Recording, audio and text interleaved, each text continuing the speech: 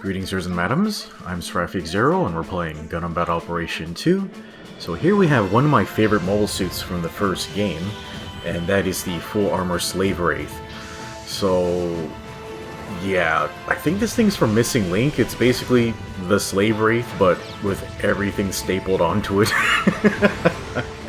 Yeah, it looks incredibly chunky, but yeah, I guess it has the bigger thrusters to compensate for the weight. So yeah, this thing has a lot of firepower, like a lot of it. Yeah, it is a little bit different from how it was in the first game, and yeah, let's talk about those differences a little bit. Yeah, so first of all, our team makeup's a little weird. Yeah, we have an Isaac and me like on here, so I think we technically have type disadvantage. Unfortunately, one of the raids on the other team is this GOG, and he's pretty much going to be my special friend this match, but weirdly enough, it's not really him that has the advantage, it's me. And yeah, the reason for that is the Gatling on the right shoulder for the full armor Slave Wraith is, I think it's technically a stolen Gatling cannon from a GUF custom, and yeah, so in the first GBO, this Gatling cannon, it was very good at doing, like, just poke damage at range. But in this game, they kind of did a weird thing with it, where they lowered the damage on it, but they increased its, well, machine guns didn't stun in the first game, but this Gatling cannon, it actually has really high stun accumulation. It's supposed to stun in about 15 shots, but you know how machine gun stuns work online, they kind of don't. but yeah, the fact that you can do a cumulative stun against a GOG means you can basically pierce its stun resistance, so that's sort of lucky. And then yeah, you can run the ground type beam rifle on the full armor Slave Wraith, but you know me, I'm more about DPS than stuns. Yeah, so I'm gonna run the double machine gun. And yeah, right there I was mashing the triangle button, but it just wasn't, my tackle wasn't coming out. The full armor Slave Wraith could possibly have the skill that doesn't allow it to tackle during a crouch, but yeah, I'm not really sure what happened there. Probably the second thing.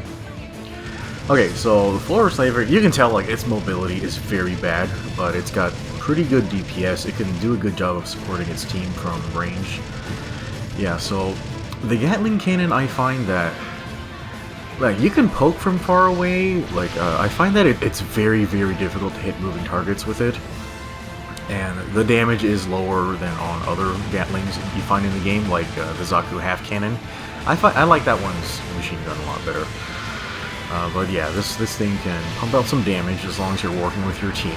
Just don't get too close. You do have access to a beam saber and a flashbang if you need to defend yourself, which they work okay. But yeah, generally, your best defense is good positioning, which I don't always have. Okay, GOG is down. I'm gonna shoot him in the head.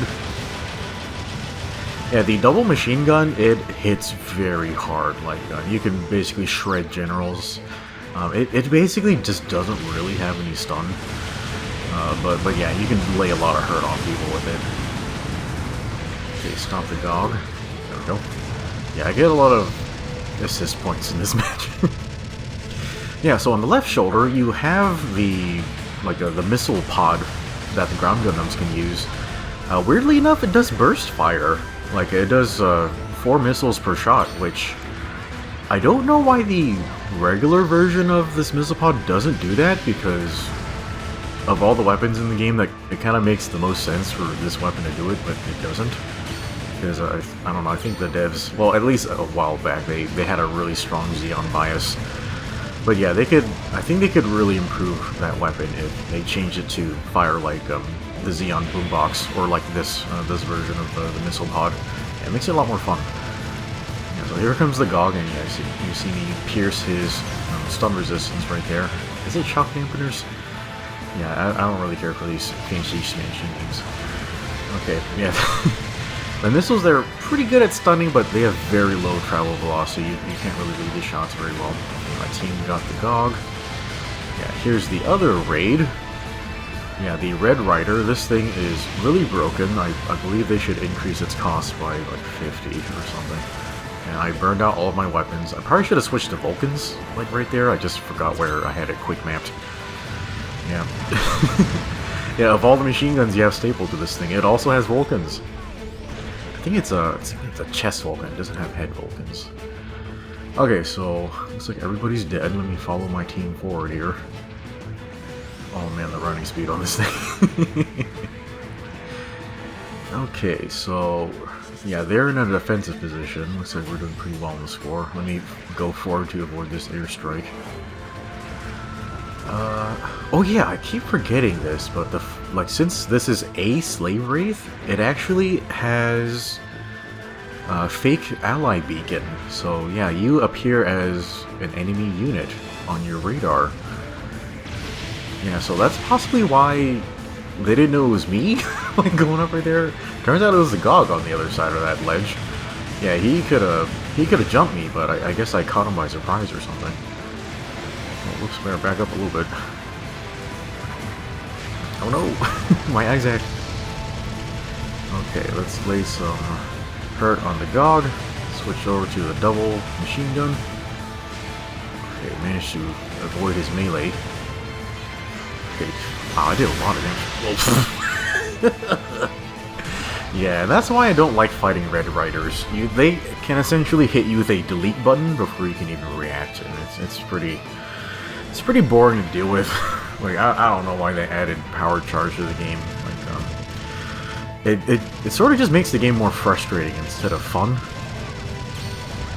Yeah, you know, I have a few mobile suits that use power charge, but you know, I just don't get to use them very often because the game just doesn't seem to rotate into that cost for some reason. Okay, we're about to run out of time. We are laying some damage on this Isaac. Our Red Rider gets countered. Okay, he tackles with the missiles, very smart. Okay, there's some beam saber action. That standard EFF move. I am out of measure. Yeah. Wow, it's got a whole Gatling ammo drum like in its backpack. Yeah, pretty efficient design. Just yeah, a little slow. Yeah, this thing does look pretty awesome. Okay, so we won with about a little more than double the score. Yeah, and our Isaac was doing really well. Yeah, our Dolahan did the most damage, and you know, the raids were doing the best on the other team. Yeah, I praised the GOG because, you know, he was my special friend. Yeah, I didn't get a lot of kills because I guess my teammates were just getting most of the kills, but I did get second place in terms of damage. I feel like the Slave Wraith, it could be adjusted in ways where, like, the Gatling cannon, like, if they just dropped its, you know, fast stun build-up thing and just let it do more damage instead, I think that would be preferable to how it is now, but anyway. Alright guys, that's it for my thoughts on the former Slave Wraith. It's pretty fun, but challenging to use, but anyway, hopefully you enjoyed the match, and we'll see you next time.